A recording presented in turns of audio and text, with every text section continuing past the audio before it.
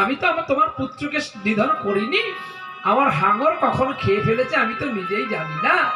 তো এক কাজ করো, আমি যদি অপরাধ করে থাকি তুমি আমায় ক্ষমা করো, আমি প্রায়শ্চিত্ত কি করে হব? তখনই সুতপা বলেছিল, কৃষ্ণ অবতারে যেদিন এসে তোর বক্ষ মাঝে যজ্ঞ করিবে, তোর কুলে যজ্ঞ করিবে, যজ্ঞের ছাই ভস্য লইয়া যাবে তোর বক্ষেতে ফেলিবে, সেদিন হইতে প্রভাস নদী শান্তি মুক্তি পাইবা, আর সকলে ধীরে ধীরে চান করিবা। কিন্তু অভিসম্পদ মুক্তি হয়েছে বটে, কিন্তু কেউ চান করেনি। সকলে যাচ্ছে একটু করে জল নিয়ে পালিয়ে আসছে। আরো আপনারা দেখেছেন আরো বাবা পুরো কালো, ডুব দিয়ে উঠবেন আপনার বদন হবে আলো, এত কালো। ও বাবা, 1 লাখ লোক যদি গেছে, ভক্ত যদি গেছে, 2-4 জন বোধহয় একটু চান করেছে। আর আপনি চান কি করবেন? তার ঢেউ তো প্রখর, এত গভীরত্ব, এত প্রখর ঢেউ, আপনি দূর থেকে দেখলে আপনার ভয় লাগবে। আপনি কি ভয়ে চান করবেন?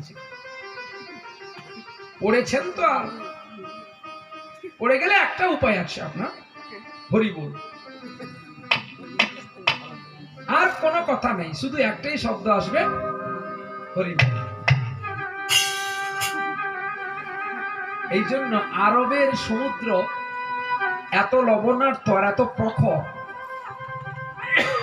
আমি তো 17 দিন ঘুরে আসলাম, প্রণাম করি বাবা আরবকে। 80 লক্ষ মুনি আসবে তোমার যজ্ঞস্থলে বাবা। তুমি যজ্ঞ শুরু করবে, আর তোমার যজ্ঞ হবে দানব্রত যজ্ঞ।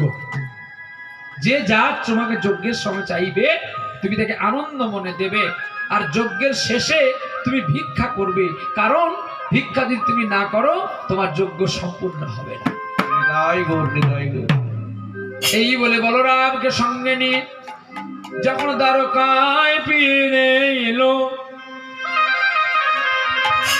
আনন্দে কৃষ্ণ আমার পত্র লিখিতে লাগিল,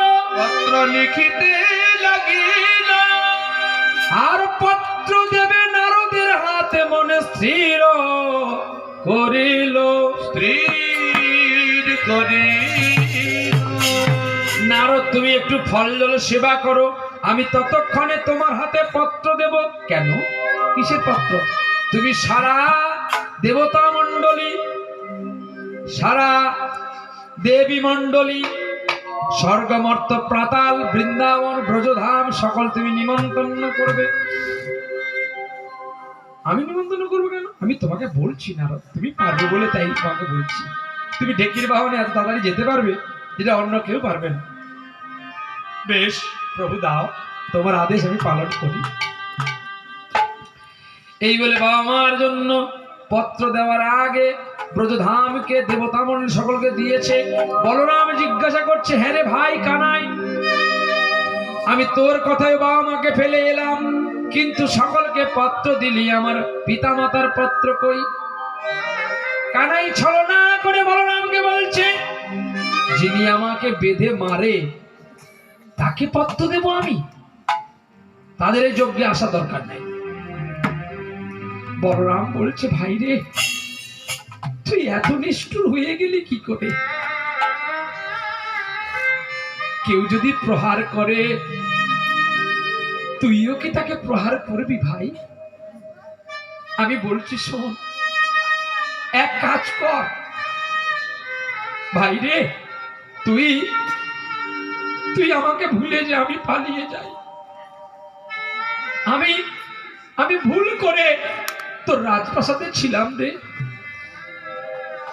ভগবান কৃষ্ণ ছুটে গিয়ে বলরামকে জড়িয়ে ধরে বলছে, দাদা আমি তোকে পরীক্ষা করেছিলাম রে। এই দেখ, সর্বপ্রথমে আমি বাবা মায়ের জন্য লিখেছি, প্রত্যেক প্রণাম জানাই ওগো আমার পিতা, ওগো আমার পিতা। দ্বারকা সবাই এসে চরণ দিয়ে আমার ধন্য করো হে বিধাতা, করো গো বিধাতা। তোমার আসার পথ চেয়ে বসিয়া রইল, বসিয়া রহিল, তোমার আসার পথ গুনবে তোমার ব্রজের কানু, ব্রজের গানো। শিশু এই অপরাধ করেছি গো আমি, করেছি গো আমি, ক্ষমা করো গো পিতা, আরে ক্ষমা করো তুমি, ক্ষমা করো তুমি।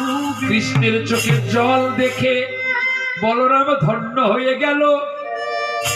নারদ চাঁদ বদনে সবাই মিলে একবার হরি হরি বল। হরি হরি বল। তাহলে যজ্ঞস্থলটা কোথায়?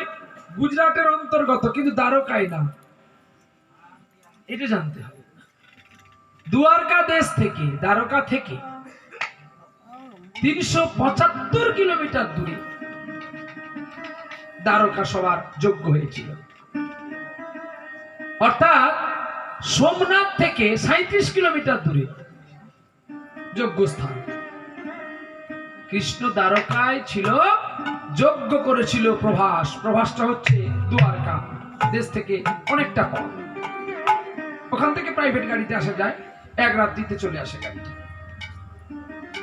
সেখানে যেখানে কৃষ্ণ যজ্ঞ করেছিল সেই যজ্ঞ স্থলটা এখন একটা পুকুর, প্রায় 100 বিঘে হবে। তার চতুর্পাড়ে